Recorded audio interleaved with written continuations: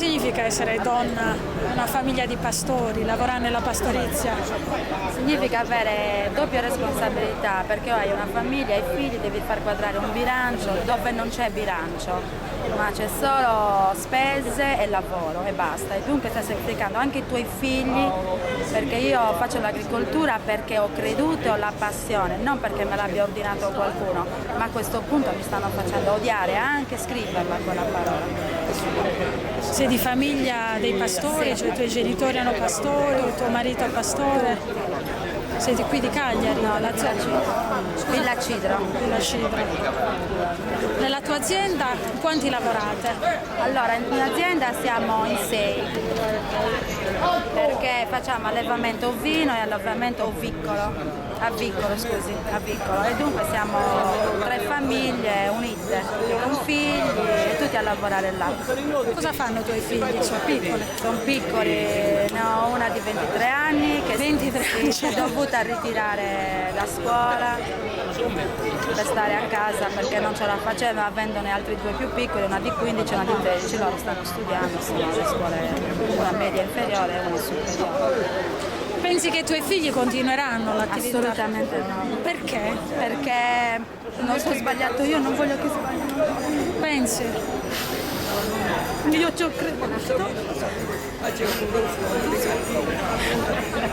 Non ne voglio sentire, farò dei sacrifici, andrò a pulire le scale, ma devono studiare. Devono studiare i tuoi figli. Non pensi che loro possano studiare e lavorare nell'azienda come pastori moderni?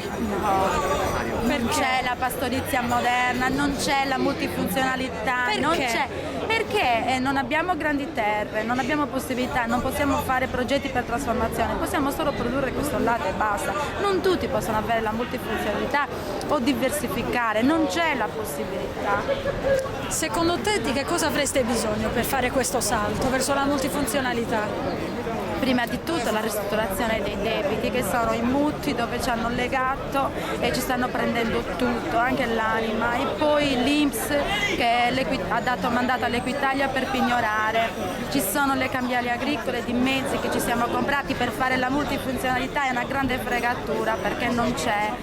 E c'è un caos anche negli istituti bancari perché hanno dato mandato solo a mettere interessi su interessi senza capire esattamente cosa stavano andando a fare, a rovinare le aziende fatte con sacrificio, veramente. Ma secondo te quali risposte dovrebbe dare la politica? La politica Puoi dovrebbe... dettagliare la risposta? Nel senso, la politica dovrebbe, a parte che siamo 30 anni in questa situazione, adesso siamo arrivati alla fine, ma la risposta della politica, la prima cosa è ristrutturare per avere liquidità, altrimenti non puoi fare niente. Da domani, pure se ci possono pagare il latte a 90, un euro, da domani c'è il mangime da comprare, non hai liquidità, il gasolio, se non ce li hai prima i soldi non ti danno niente, cioè non si parla di niente, devi ristrutturarmi i debiti, fammi permettere di avere altro credito in banca, ma non perché io non voglio ridare i miei debiti, io voglio pagare, se no mi devi dare tu la possibilità, perché se con l'interesse se n'è andato da 90.000 euro, se ne va a 300.000 euro, qual è quello che devo pagare? Qual è il capitale che io devo pagare? Non si capisce più niente. È lì che siamo caduti, perché pensavamo di essere consulenti, commercialisti, legali, invece eravamo solo agricoltori, ci siamo fatti delle grandi aziende per avere la multifunzionalità che tutti parlano, e poi cosa è successo? Che eravamo solo agricoltori e non abbiamo pensato neanche all'economia che potevamo produrre, quello è il nostro errore, non abbiamo pensato all'economia che potevamo produrre perché c'è un indotto non indifferente. Non so cosa dire, io dico se potevo cambiare cambiavo, ma tu c'hai orgoglio di essere... Io ho troppo orgoglio perché non ho mai rubato niente a nessuno, una persona onesta, ho solo pensato di farmi un posto di lavoro per me e per i miei cari senza andare molte volte a lecchinare qualcuno per avere un posto. L'abbiamo fatto con la certezza di creare una bella cosa, perché si parla di cibo, si parla di uova, si parla di latte, cibo, il nostro cibo, non stiamo parlando di beni strumentali, stiamo parlando di cibo, ma non ci danno la possibilità di concretare i nostri progetti che erano di orgoglio.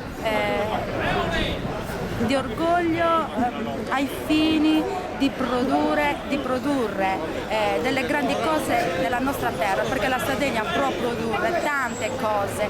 Non siamo noi che non siamo capaci a valorizzarli questa terra, sono loro che non ci danno la possibilità di valorizzarla, perché altrimenti potremmo produrre di tutto. Loro chi? I politici, le istituzioni, gli enti. Perché gli enti? Perché tutti gli enti stanno prendendo i soldi che dovrebbero andare direttamente a chi produce. Perché dare soldi a chi vende il formaggio? No, bisogna dare i soldi a chi vende il latte, a chi produce, perché siamo noi che abbiamo le spese principali, perché gli animali vogliono da mangiare tutti i giorni, perché producono 6 mesi all'anno e gli altri 6 mesi li dobbiamo dar da mangiare e toglierci tutto noi. Avete mai pensato all'interno della tua azienda, unendovi con altre aziende, di fare voi in vostro caseificio e di trasformare il prodotto? Ma una volta che tu sei entrato in un circolo vizioso non puoi fare niente, perché in banca le porte sono chiuse a 4 mandate, ti trattano quasi quasi come se fossi una persona appestata. Ma la tua famiglia, tu ci avete mai pensato? Siamo tutti legati, perché nel mio mutuo è fiduciario mio fratello, del mutuo di mio fratello sono fiduciaria io, mio marito, ci hanno legato mani e piedi, ci hanno detto e dato la possibilità di non uscirne senza risorse. Quindi tu dici, le idee ci sarebbero anche, non sappiamo, i mezzi. Perché nel tavolo delle trattative con la regione non avete posto anche la questione dei mezzi? Cioè i mezzi da dare ai pastori per fare il salto? Che vuoi che gliene frega a quelli?